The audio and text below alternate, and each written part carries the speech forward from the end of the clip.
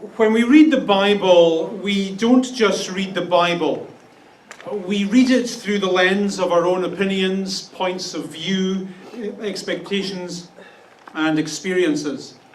And so consequently, the Jesus we end up with is often the Jesus of our own invention and wanting, and not the Jesus of the actual gospel stories. And to a certain extent, this is of course inevitable. We all have baggage. We all bring a story to our reading of the Bible story, and it's important for us to be honest about this. None of us do anything perfectly in life, including reading the Bible. That said, however, the Bible is the Bible. And as Christians, we believe that it's uniquely useful for our life. We believe it's important to get to know it, so we can try and do what it says. And so acknowledging the baggage that we bring to this task, let's carry on this morning reading our way through the Gospel of St. Mark with enough open-mindedness to allow the Gospel to change our understanding of the Gospel. We've gotten as far as chapter 3 and verse 20, and just before we read it, let's have a wee look at an image of the Madonna with child. So as icons of the Virgin Mary go, this one is a fairly typical one. Typical in that Mary is shown to have a very pious, very prayerful, religious expression on her face. That's something you would expect of Mary. Also typical in that the message here is that Mary and Jesus are very connected. Mary and Jesus are on the same page. Mary and Jesus are one and the same. Mary and Jesus are close. And this understanding of Mary is an ancient one. There's strong evidence to suggest that even in the early church, even while she was still alive, Mary was held in the highest regard. Which makes this morning's episode as fascinating as it is troubling. In verse 20 of chapter 3, Jesus is in a house with his disciples. And Mark says that when his family heard about this, they went to take charge of him, for they said, "He's out of his mind." So the picture here is that Jesus' immediate family have heard about his career. And in response to what they've heard, they visit him with this sort of scenario in their minds. Let's get this straight. Let's not sugarcoat this troubling episode in the Bible. The phrase "take charge" in this sentence is only ever used in ancient literature to talk about what happens when somebody tries to take away another person's freedom. At this point in the story, Mary, Jesus' own mother, believes that her son is, notice how Mark words it, out of his mind, which in the ancient world is a euphemism for demon possession. And because that's what she believes of her son, she wants to put him in a straitjacket for his own protection. They didn't teach you that at Sunday school, did they? Now, what Mary's doing here, I think, is actually a natural and acceptable motherly response. If you believed that your child had severe mental issues, you would do your best to do whatever you believed would help him or her. And if you believed that your child was dangerously disturbed, you would perhaps even try to have them put in some kind of secure facility. And perhaps, if they were throwing up green peas, you might call an exorcist or two. So here's our traditional view of Mary. Very devout, very closely connected to Jesus. And yet here we have a story in the Bible where Mary seems to think that Jesus is the child of Chucky. So dangerous that he needs to be put into a padded cell for his own protection. And this was his mother.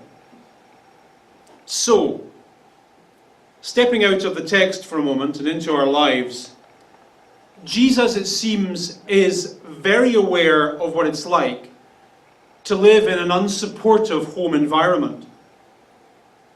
Family is awesome, but for all of its awesomeness, it is often the source of our greatest pain and the cause of our most bitterly felt disappointments. And the reason for this is obvious. When we work hard, we do it for our family. when we fantasize and dream about what our life could be, those dreams always revolve around our families. The things we could live in, the things we could drive, the trips we could take, the memories we could make. Family is a big deal for all of us. Unless you're some kind of sicko narcissist, most of what you do and did in life is for your family. And so when the thing that means the most to you becomes less than what you hoped it would be, it hurts. And I don't have anything particular to say about that hurt, just to notice it.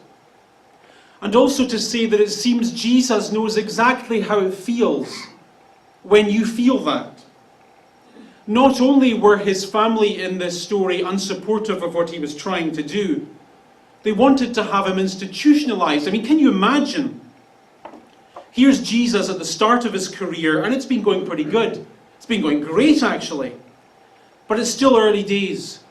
And in the early days, things can be hard. He's trying to get this thing established. And some support would have been nice.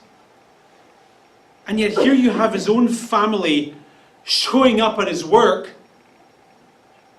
with a straitjacket in their hand, calling him crazy. You've probably never experienced that level of disappointment.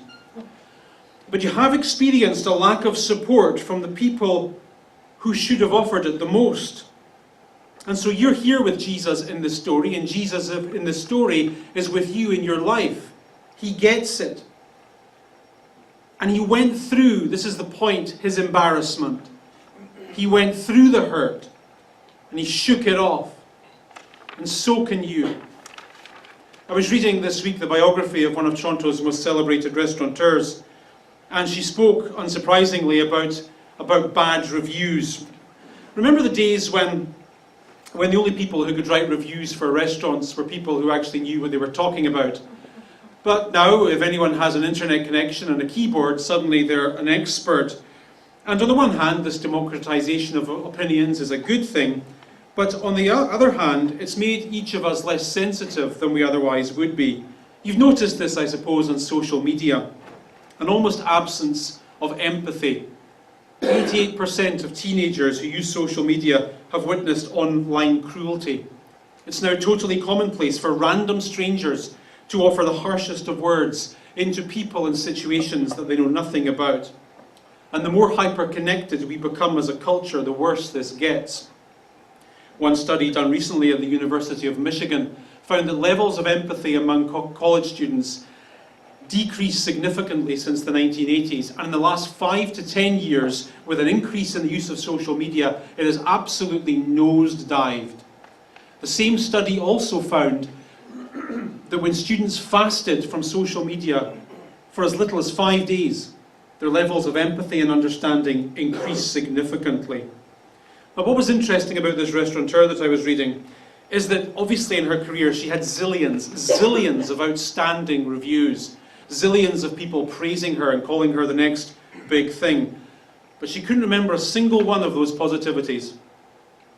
But every single bad review, every single negative word, every single harsh criticism burned in her memory. She often found herself waking up at night, feeling bad about the bad things that complete strangers had said about her and to her. I don't know the science of this, but there would seem to be a part of our brain that soaks up and retains negative, cruel feedback and criticisms.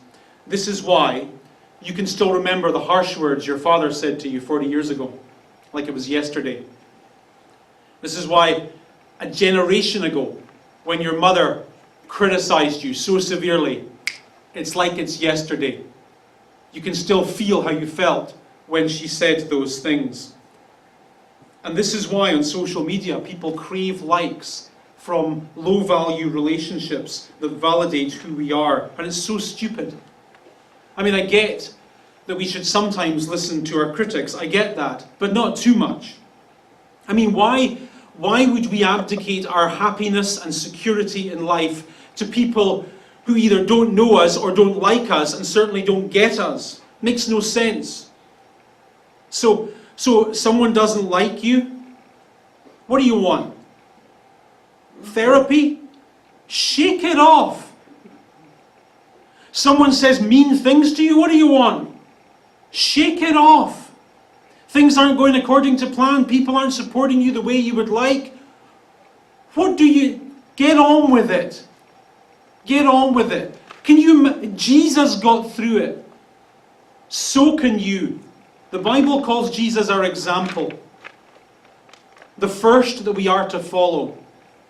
His family showed up at his work with a straitjacket. He just carried right on doing his thing. Why not? What else was he going to do? Cry? Agree with their opinion? We then read in the next sentence, things go from bad to worse. While his mother is there in the corner being really helpful at his work, the teachers of the law came down from Jerusalem. So what's happening here is Jesus has appeared on the religious scene from out of nowhere, and non-religious people seem to warm to his message. The religious authorities in Jerusalem are concerned about this, so they send people from the temple, from the center of the Jewish way of life, to formulate an opinion on who this guy is and what this guy is doing. And the opinion that they formulate agrees with his mother. They say, he is possessed by Beelzebub, by the prince of demons, he is driving out demons. I realize in the 21st century, is this the 21st century? It is, isn't it? You don't know either. Yeah, it is. Yeah, it is. You sure? Yeah. Okay. I realize in the 21st century to talk about demons and driving things out, that's really weird, and it is weird, but this is a first century text. And in the first century, people seriously believed that there were all manner of evil things that spoiled people's lives. And a major feature of Jesus' early ministry was confronting these evils head on and saying, no, enough is enough. You need to go, you need to stop. This person needs to get on with the rest of their life. And so you perhaps remember on chapter 1, the very first story that we looked at in Mark's Gospel, Jesus on his first day at work, his very first miracle was to drive some of these evil things out of a person's life. And when we read that story, we discovered that this first miracle of Jesus was largely symbolic. It was him saying, this freeing people of the darkness that spoils them is exactly what my ministry is going to be about. This taking the negative, unhelpful things away from people's lives, it's all going to be about this. And the religious investigators from Jerusalem can't deny that Jesus has been doing this successfully. From every village, they uncovered stories about, the village crazy guy who, for the previous 20 years, had been sitting on the street corner in ragged clothes, not able to hold down a job, babbling incoherent madness about how the Bruins are awesome, and I thought that was good, I just made that up on the spot. Just crazy, and then they heard the stories about how Jesus met this person and delivered them, and then suddenly their life was turned around. Suddenly they could hold down a job, and they were fresh, and they were able to get on with the rest of their life. So what's being contested in this religiously motivated investigation by these teachers of the law from Jerusalem is not the reality of what Jesus has been doing, that's undeniable, but rather the meaning behind it. And so having investigated Jesus, they then conclude that Jesus is rescuing people from evil, but he's only able to do so because he's evil himself. And so they agreed with Jesus' mum. They said Jesus is possessed, look at their words, by Beelzebub.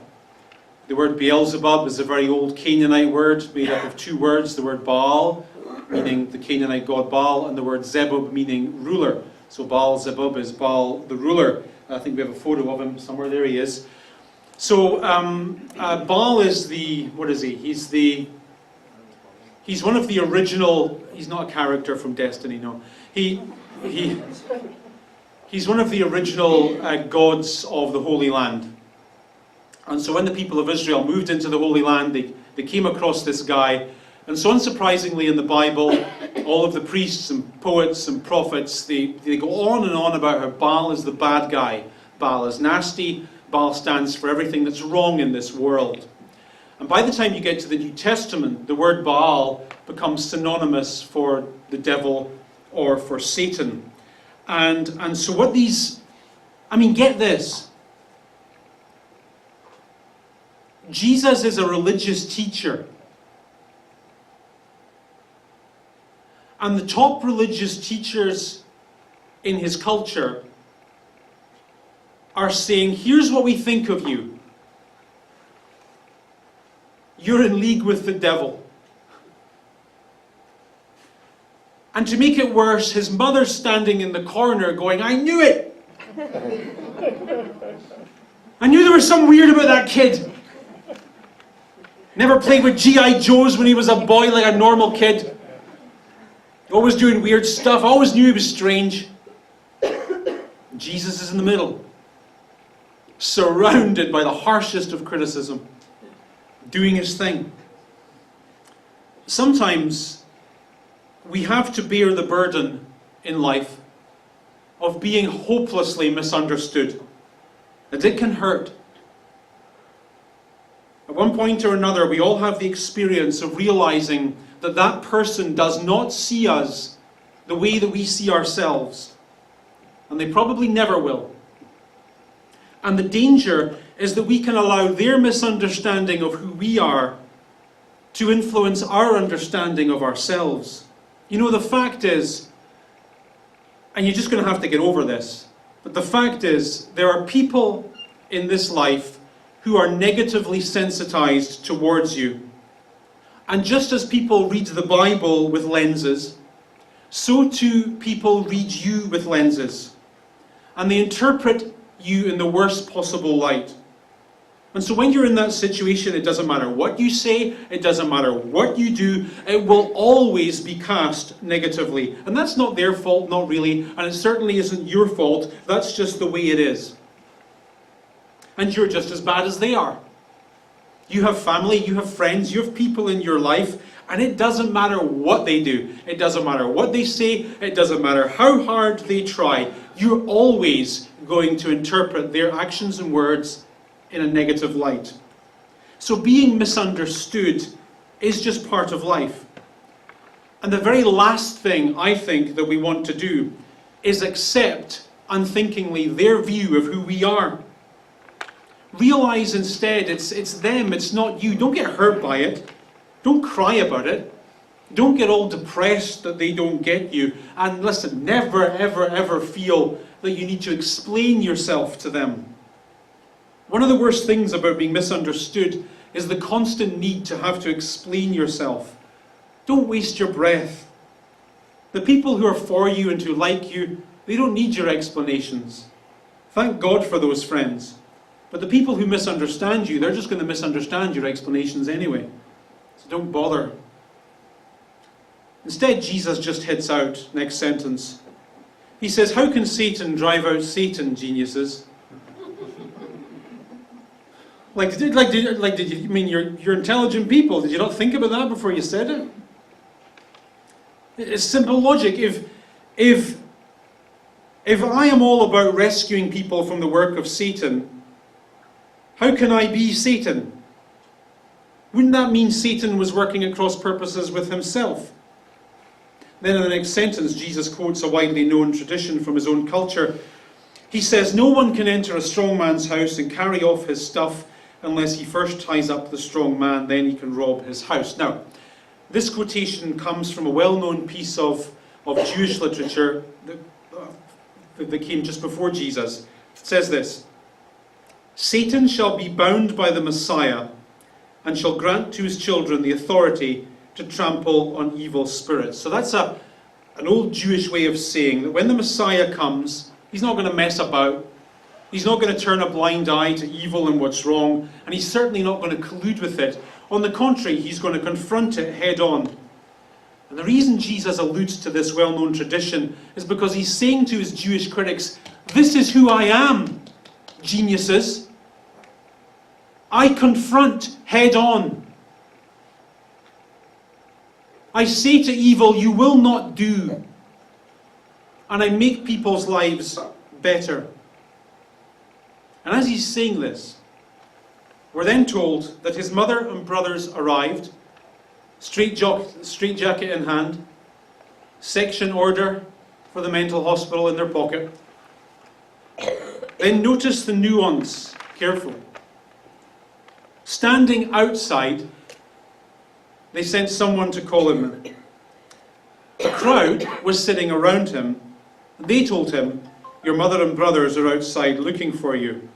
The word looking in the Gospels is always used negatively.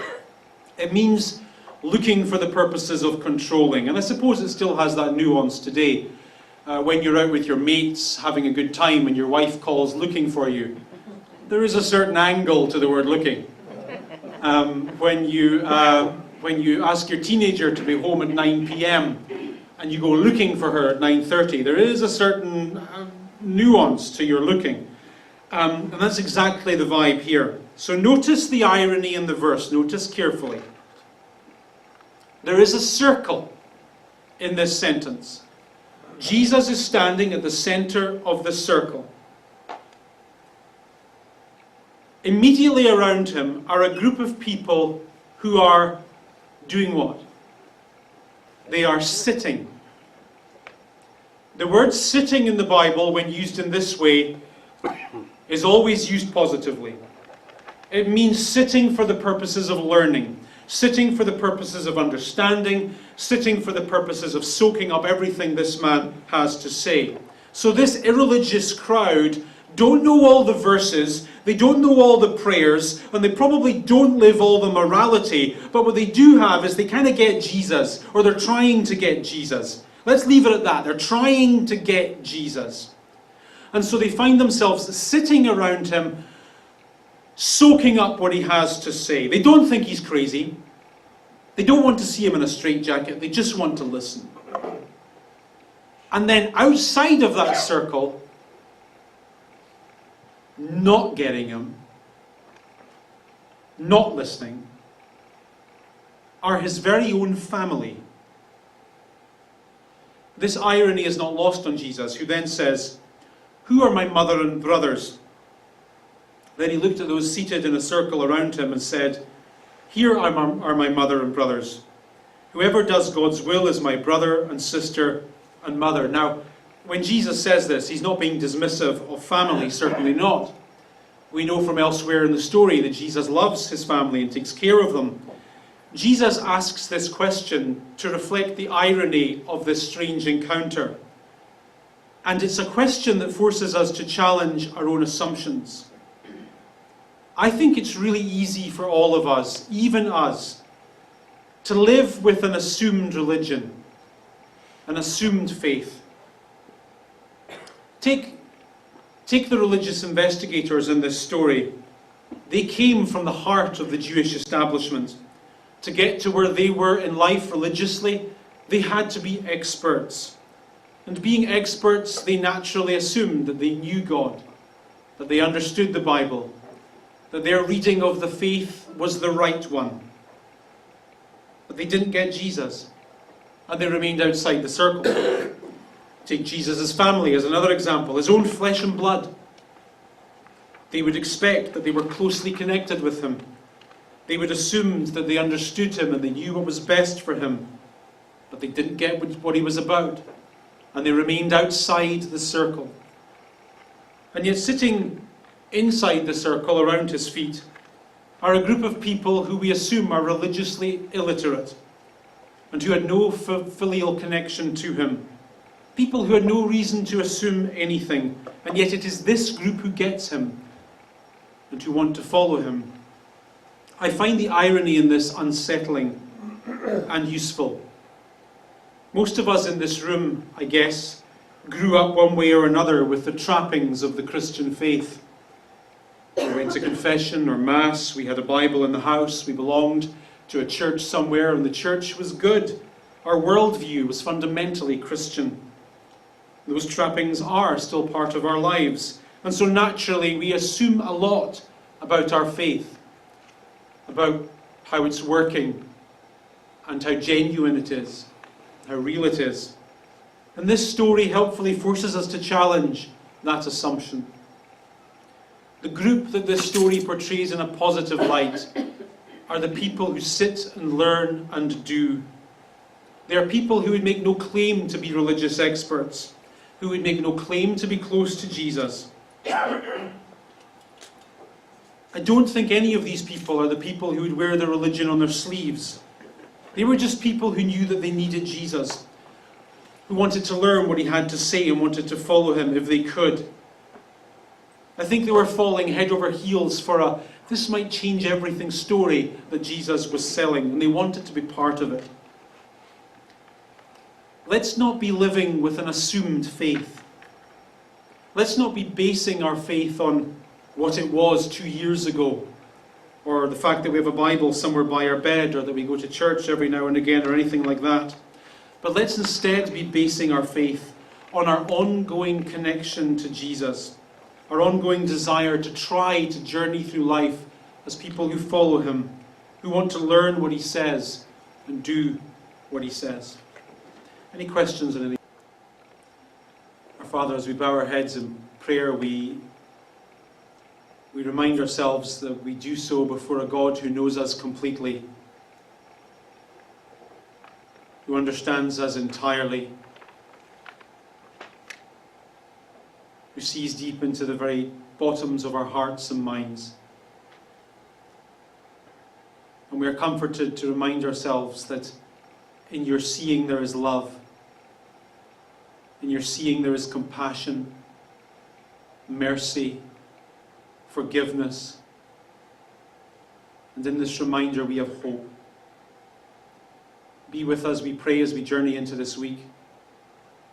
We would put one foot in front of the other and live with faith, genuinely seek to be Christians in our thoughts, in our words, and in our deeds. Strengthen us for this task, we pray. Comfort us in our struggles. Give answers to our prayers. We need you. We ask for your help. Through Christ our Lord. Amen.